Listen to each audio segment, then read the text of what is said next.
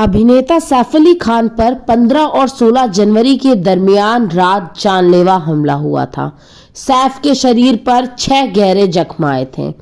उनके गले, पीठ, हाथ और सिर पर चाकू से वार किया गया था।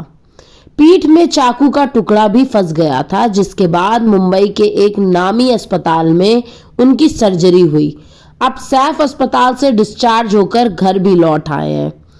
पुलिस ने सैफ पर हुए हमले के मामले में एक आरोपी को गिरफ्तार करने का दावा किया है। आरोपी का नाम मोहम्मद शरीफुल इस्लाम बताया जा रहा है, जिसने अपना गुनाह भी कबूल कर लिया है। मोहम्मद शरीफुल इस्लाम को बांग्लादेश का नागरिक बताया जा रहा है। मुंबई पुलिस आगे की जांच में जुटी है, लेकिन घटना को लेकर ऐसे में सवाल है जो अभी तक सुलझ नहीं पाए हैं। आइए हम इस वीडियो में उस हर एक सवाल का विस्तार से बात करते हैं। सवाल नंबर 1, जब किसी के घर में चोर घुस जाए और किसी पर जानलेवा हमला होता है, तो ऐसी इमरजेंसी में सबसे पहले जो काम किया जाना चाहिए था वह था पुलिस कंट्रोल रूम के लिए 112 नंबर डायल करना, पुलिस को अलर्ट करना और एम्बुलेंस को बुलाना। सैफ के मामले में ऐसा नहीं किया गया। क्यों? यहां तक कि बिल्डिंग की सिक्योरिटी भी अलर्ट नहीं किया गया। आखिर क्यों?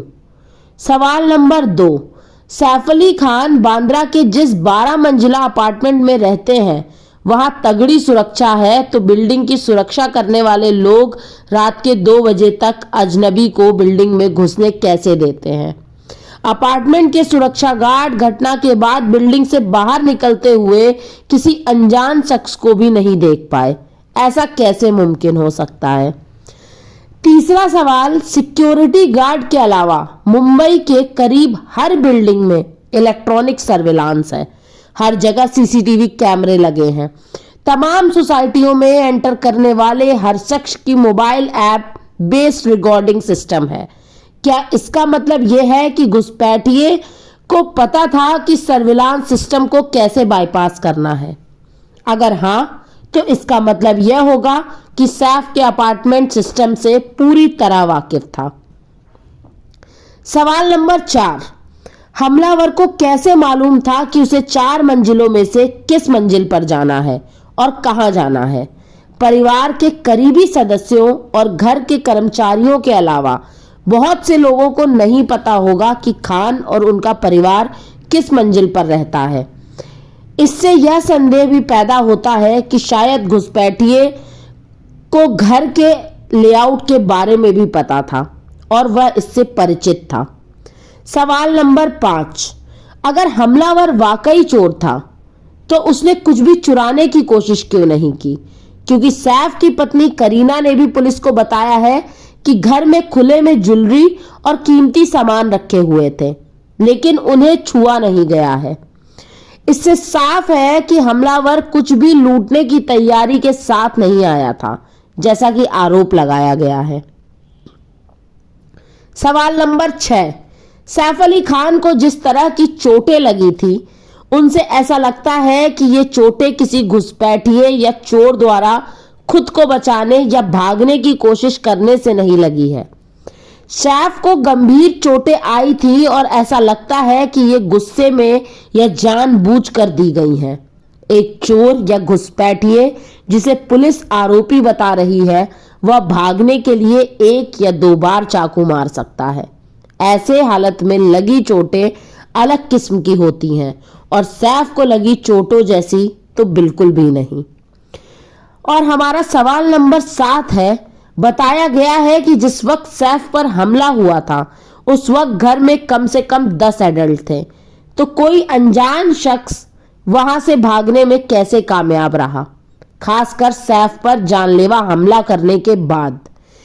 क्योंकि हमलावर एक ही बताया जा रहा था, तो उसे काबू किया जा सकता था और पकड़ा भी जा सकता था। पुलिस का कहना है कि घर में मौजूद सभी लोगों का ध्यान जख्मी सैफ पर था। उस हंगामे में हमलावर उस कमरे से भाग गया जिसमें उसे बंद किया गया था। अगर ऐसा हुआ भी तो बिल्डिंग की सिक्योरिटी को क्यों नहीं अलर्ट किया गया? और घुसपैठिया बिल्डिंग के सुरक्षा गार्ड्स की नजर में आए या उनके रोके बिना बिल्डिंग से कैसे बाहर निकल गया। सवाल नंबर 8, जानलेवा हमले के बाद सैफ ऑटो रिक्शा से अस्पताल क्यों गए? बताया जाता है कि सैफ के पास कई कारें और ड्राइवर हैं, तो उन्हें ऑटो रिक्शा में अस्पताल क्यों ले जाया गया? सवाल नंबर 9, इस बात पर भी संदेह है कि सैफ के साथ अस्पताल कौन गया था।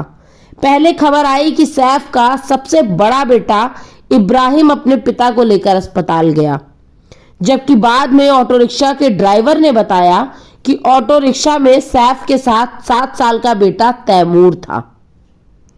सवाल नंबर 10, सवाल बहुत गंभीर है और यह आखिरी सवाल है।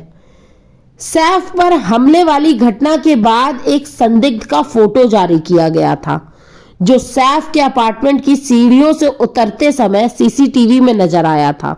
हालांकि फॉरेंसिक लैब की जांच के अनुसार पुलिस ने जिसे अरेस्ट किया है और जो व्यक्ति सीसीटीवी में नजर आया है वह दोनों ही अलग व्यक्ति हैं।